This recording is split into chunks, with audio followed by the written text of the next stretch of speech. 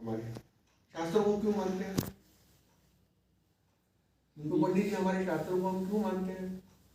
क्योंकि सत्शास्त्र हमको सही राह देते हैं। सत्शास्त्र सद्गुरु है। सही राह, सत्शास्त्र सही राह क्यों देते हैं? क्योंकि इंसान जो है वो दुखों का निराश हो और अत्यानंद की प्राप्ति हो, शाश्वत आनंद की प्राप्ति। शास्त्र जो है विद्वानों के अनुभव की और विचारों की एक सूत्रता जो है जहाँ प्रकट होती है उसे शास्त्र कहते हैं।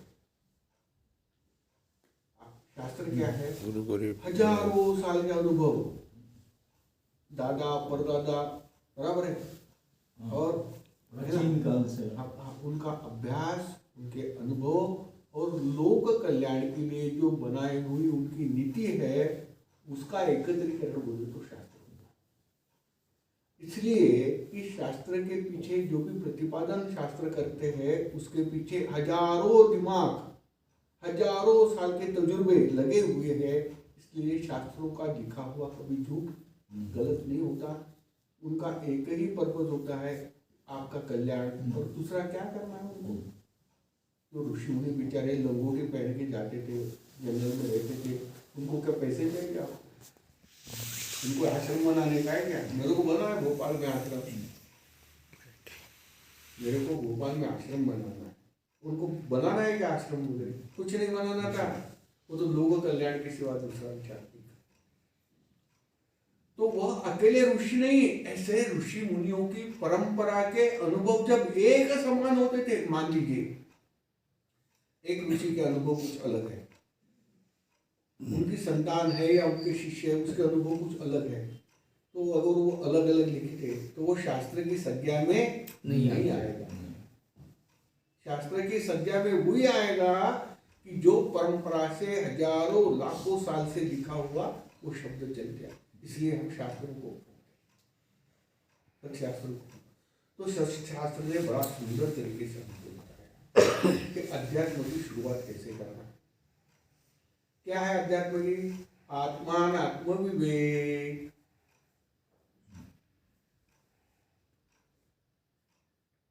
जैसे आज हमारे साहब ने, डॉक्टर साहब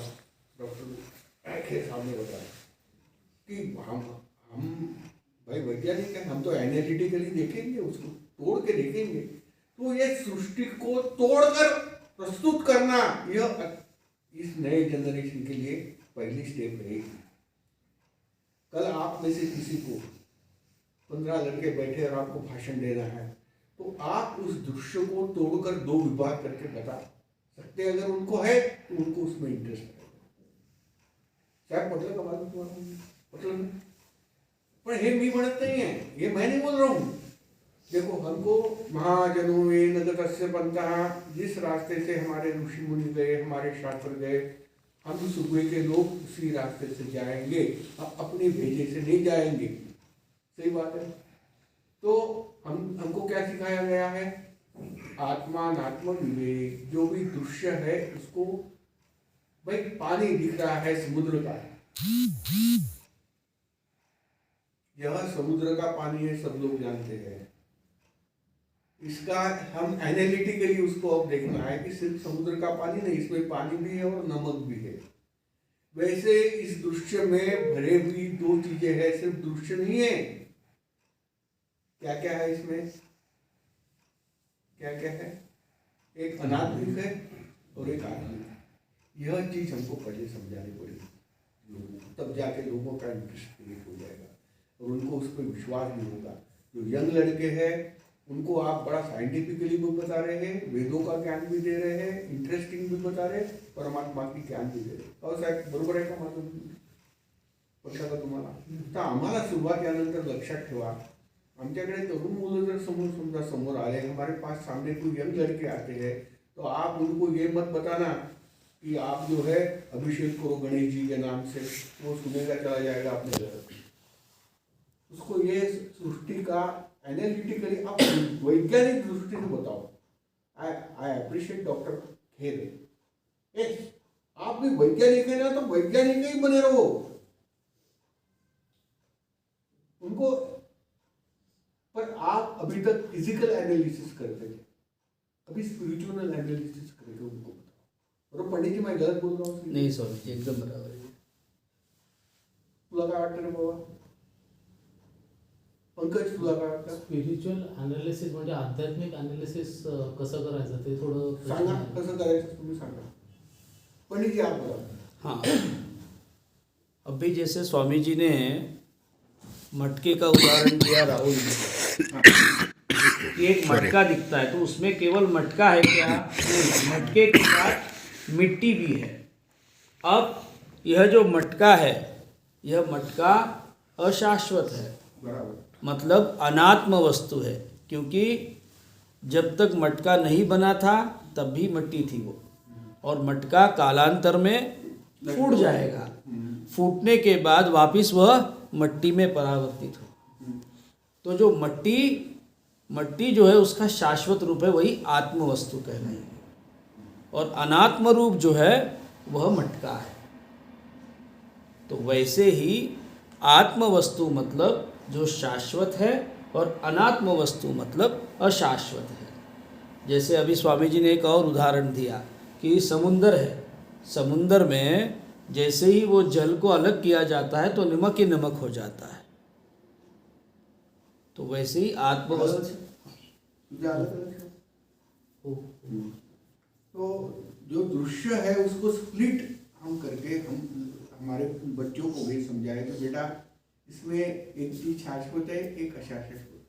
जो अशाश्वत है वो शाश्वत की नींव पे खड़ी हुई है. नींव पे खड़ी है। तो उनको पहले हम विवेक करा दें. अगर उनको फटाफट भगवान समझाने का है, अध्यात्म समझाने का है, तो उसके लिए आप पंडित जी, डॉक्टर साहेब, तुम्ही मोठे मोठे माणसं मिळून करा, एखादा एक कोर्स तैयार करायचा.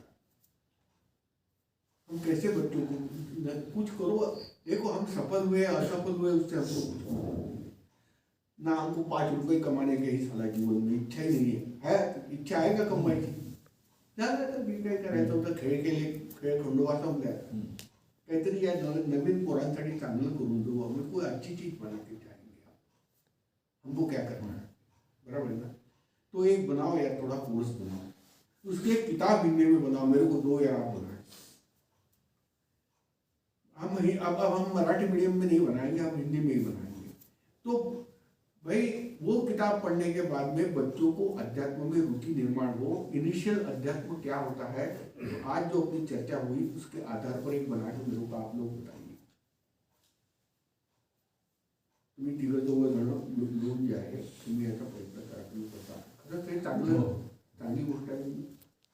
और हाँ, जैसे हमारे पास में text book of physics, text book of chemistry होता है, टेक्स्ट बुक ऑफ फलाना होता है, वैसे let us right the text book of spirituality. हो. फार छान. कल्पना चांगली है. ऐसे करो यार, सत्य काम करो, सच्चा काम. ये सारा बेकार बेमतलब है कुछ. ये तो शोबाजी है. डांस कर रहे तो अपन भी डांस कर लिए, वो बात अलग है, किंतु मन से ईश्वर के साथ है. 11 बजे आपको भूख लगी होगी, आपको भूख लगी, चलो हम अभी खत्म कर दें, नहीं तो हम तो रात भर बातें ही करते रहेगा.